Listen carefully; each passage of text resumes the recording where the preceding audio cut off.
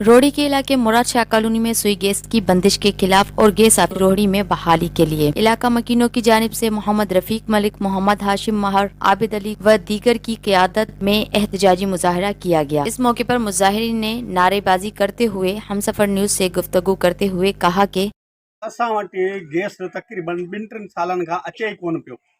न सुबुह जो आहे, सुबुह जो बि 10 मिंट अचे थो, झटको ॾींहुं गुम थो थी वञे, सॼो ॾींहुं ज़ाहिर कोन्हे गैस त आहे या न आहे। ईअं सम्झो असां ॻोठ में वेठा आहियूं ऐं सॼी राति बि गैस न आहे, बिल अचनि था पिया, बिल भरियो थो पिया। बाक़ी LPG वारनि सां थी सघे थो जेको मुआइदो हुजे या गैस वारनि सां जेके प्राइवेट हलनि था पिया लो प्रेशर वारा, त उन्हनि जो को सिस्टम अथनि त उन्हनि जे करे इहा गैस बंदि था कनि पिया। हीअ नई लाइन विछायल आहे, इहा बि सिर्फ़ु नाले जी आहे। हिन में त मीटर ॾिना अथऊं।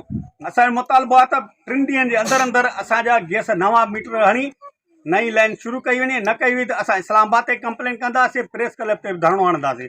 उनजो ज़िम्मेदार गैस इंतज़ामिया आहे। और मसलो इहो आहे त जेकी गैस ऑफिस आहे हिन टाइम गोली मार वञी ओॾे 100 कुओं ते वञी रखी अथऊं, जिते असां वञूं नथा। वञूं था त उते ताईं को ॿुधण वारो न आहे। वञूं था चवंदा बसि तव्हांजी कंप्लेन थियल आहे, कंप्लेन आहे। उनखे बि घटि में घटि 2-2.5 साल थी विया आहिनि त गैस जो नालो ई न आहे। मां मुलाज़िम आहे, पाण सुबुह जो वञूं था ड्यूटी ते बुखे पेट वञूं था पिया, मंझंदि जो चऊं था त बुखे पेट वञूं था पिया। न गैस जो नालो आहे, न को गैस को हिते धप ई आहे असां वटि। केतिरी दफ़ा हिन जूं टीमां बि आयूं हिते, गैस लो प्रेशर रिपोर्ट ॾींदा लो प्रेशर। बाबा लो प्रेशर आहे त तव्हां प्रेशर ॾींदो, असां त न ॾींदासीं प्रेशर। असां पंहिंजा बिल था भरियूं, हर महीने बिल भरियूं।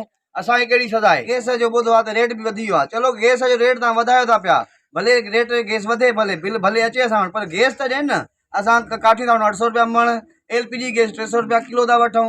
असां काॾे गैस जा बिल भरियूं, LPG जा वठूं, सिलेंडर भरायूं या काठी वठूं? असां त वरी मुसीबत में आहियूं। चवणु चाहियां थो त तक़रीबन 6-7 सालनि खां असां वटि गैस जी ॾाढी तकलीफ़ आहे ऐं असां अलाए केतिरियूं कंप्लेना बि करे चुका आहियूं, मुतसिब आला अदालत ताईं वञी चुका आहियूं, पर को हिन जो हल न थियो आहे। ठीकु आहे साईं। ऐं उन खां अलावा जेको आहे सिर्फ़ु 15 खां 20 मिंट सिर्फ़ु गैस अचे थो, उहो बि राति जो 9-10 वॻे, जंहिं महिल असांखे का ज़रूरत ई न आहे।